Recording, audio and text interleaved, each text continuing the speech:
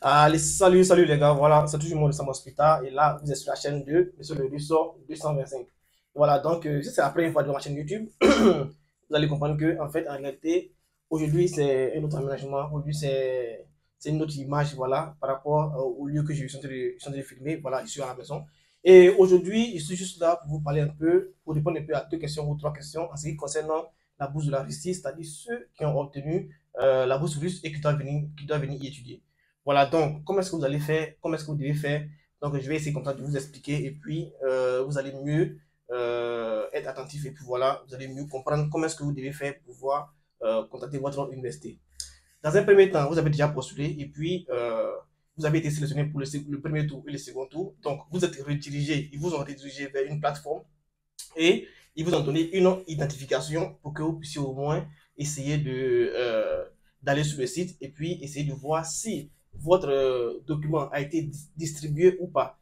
Voilà, parce que lorsque vous passez la première étape et la seconde étape, on vous envoie sur une plateforme, voilà, on vous envoie un message avec un lien et ce lien-là, vous pouvez cliquer sur ce lien pour aller voir si votre université a reçu vos données, voilà, pour que vous puissiez au moins essayer de communiquer avec cette université-là afin de pouvoir recevoir les documents et les directives pour pouvoir y étudier et pour pouvoir venir ici en Russie.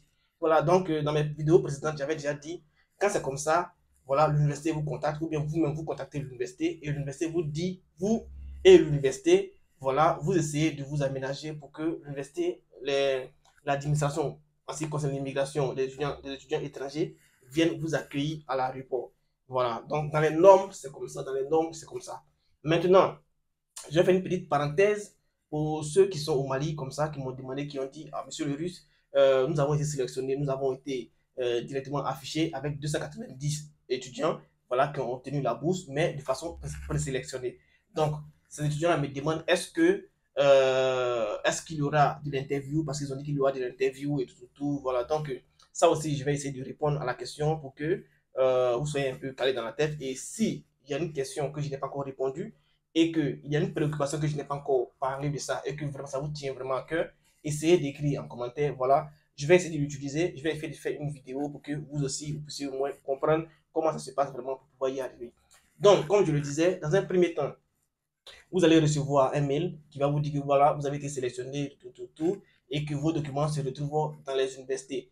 Voilà, donc s'il y a une université qui répond favorable, l'université vous choisit et on met distribuer sur votre plateforme, c'est-à-dire où vous allez visiter votre cas, parce qu'il y aura un lien avec votre code que vous devez visiter à chaque instant. Donc, si c'est distribué directement, ils vont afficher l'université qui vous a reçu, voilà, et vous allez communiquer avec l'université. Donc, il y a deux exemples, c'est-à-dire, vous allez soit vous-même, vous prenez les contacts de l'université, vous les appelez ou bien vous les écrivez.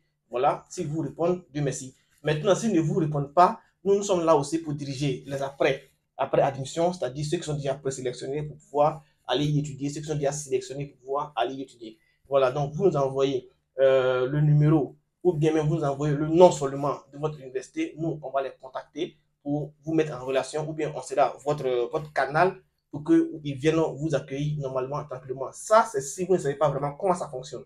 Voilà. Sinon, c'est assez simple. Vous prenez le numéro sur la plateforme ou bien le site web. Vous prenez aussi le nom, le mail et vous les écrivez directement. S'ils ne vous répondent pas, à ce moment-là, vous pouvez déjà m'écrire pour qu'on puisse au moins essayer de vous aider. Voilà, donc, ce que vous allez faire est très simple. Les histoires d'assurance maladie, vous devez savoir une chose et une chose. Ceux qui ont écrit là-bas, l'assurance maladie, ça se passe ici, en Russie. Vous avez compris. Que vous soyez boursier ou pas, l'assurance maladie, ne vous embrouillez pas avec ce qu'ils ont écrit sur le site. Lorsque vous obtenez votre admission et tout ça, l'assurance maladie, vous allez faire l'assurance maladie ici. Donc, vous attendez, vous vous mettez seulement en relation avec votre université et à ce que vous arrivez ici en Russie. Arrivez ici en Russie, vous allez faire vos tests de VIH, de tuberculose, d'hépatite et tout ça. Et une fois que c'est bon, ils vont vous dire aussi, voilà, il y a une histoire d'assurance maladie. Et l'assurance maladie, les montants diffèrent des universités, les montants diffèrent des régions, les montants diffèrent des villes. Vous voyez, plus vous êtes dans les grandes villes, vous avez déjà dit, plus il y a plusieurs risques et plus il y a aussi une grosse somme de frais d'assurance maladie. Donc, l'assurance maladie peut varier entre 3 000 $ jusqu'à peut-être 8 000 $. Vous voyez, 3 000 $, 8 000 $. Donc, ça va dépendre de l'université où vous allez être. Quand il dit excusez-moi, pas 3 000 $, mais 3 000 roubles, voilà, 3 000 $, c'est beaucoup. 3 000 roubles, c'est-à-dire 30 000 francs, jusqu'à 8 000 $, 80 000 francs. Voilà. Ça veut dire quoi? Ça veut dire que si vous êtes orienté peut-être dans, par exemple, à l'Institut Polytechnique de Samara, voilà, si vous êtes orienté là-bas, par exemple, c'est 4 200, 4 800. 4 200 roubles, 4 800, ça veut dire que c'est 42 000 ou bien 48 000. Vous voyez? Voilà, donc si vous êtes orienté par exemple à Belgorod ou bien dans d'autres villes, vous allez voir que là-bas, ça sera un peu moins. Voilà, il y a d'autres villes, c'est assez. Voilà, donc ne vous inquiétez pas pour ces histoires d'assurance maladie. C'est ici que vous allez le faire. Seulement que vous devez avoir votre moyen pour pouvoir le faire. Il y a des universités, je le répète encore, il y a des universités qui ne vont pas payer cela parce que la bourse va prendre en compte ça. Il y a des universités qui vont avoir des dortoirs à moitié payés par la bourse.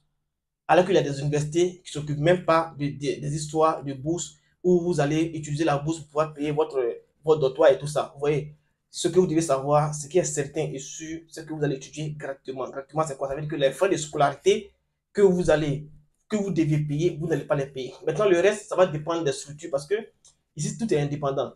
Ceux qui s'occupent de l'université, c'est-à-dire de l'administration, ne s'occupent pas forcément du dortoir. Ceux qui s'occupent de la natation ne s'occupent pas forcément des salles de sport. Vous voyez, donc chacun gère son truc dans une même institution, mais chacun gère son entité.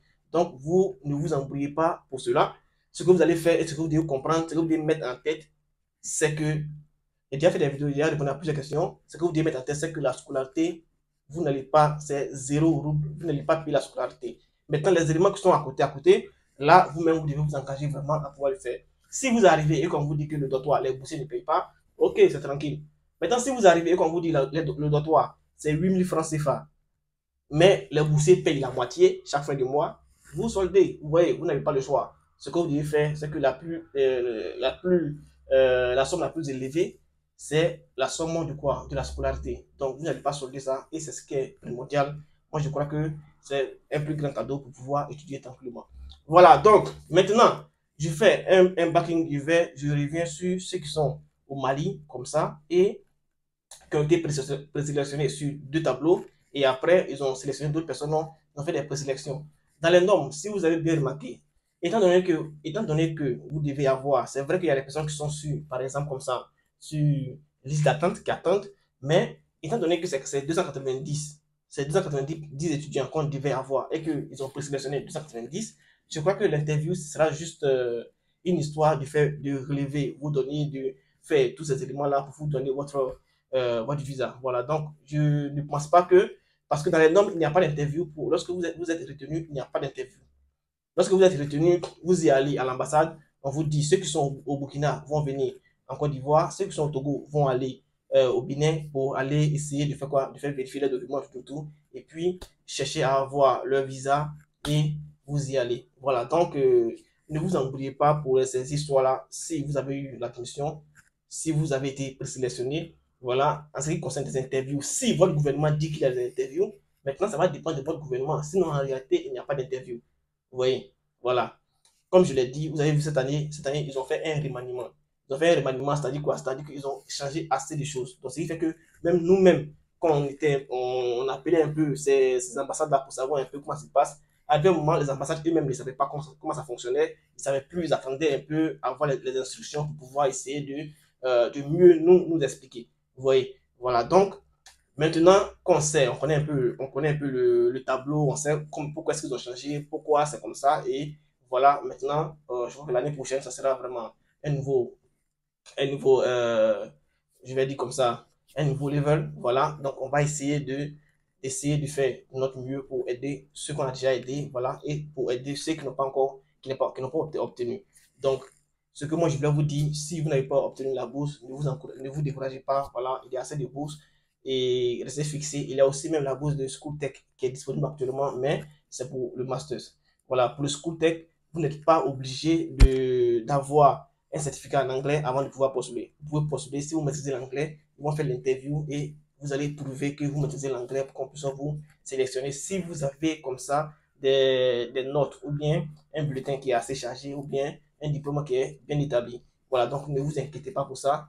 je le répète encore avec un briefing assez simple. Si vous avez été présélectionné là-bas au Mali, vous ne devez pas vous inquiéter pour les histoires d'interview. Vous avez déjà tous les moyens. Vous êtes actuellement à 95% d'obtenir votre visa.